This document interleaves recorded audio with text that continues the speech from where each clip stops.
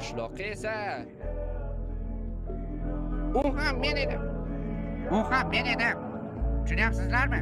Shuncha vaqtdan beri qishloqqa va artefakt bitta odam edi. Unda qishloqni kim boshqarardi deyishingiz mumkin. Bu savolga ham albatta javob beraman. U haqida to'liq gapirib berayotgan ekanman. Bu savolga ham albatta javob berishim kerak.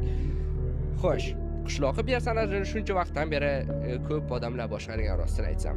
Uni har safar har xil odamlar boshqarishi mumkin edi. Kimni vaqti bo'lsa, masalan, Shohruxning vaqti bo'lsa, Shohruxga Minecraft o'ynab o'raylik. Mana shu qishloqqa ko'rinishda bo'lib turasan derdim. U ham necho derdi. Husanga aytishim mumkin edi. Hattoki jiyanimga aytsam ham u ham o'ynab berishi mumkin edi. Lekin ba'zi paytlarda men hattoki hech kimni chaqirmasdan mod ishlatishim ham mumkin edi.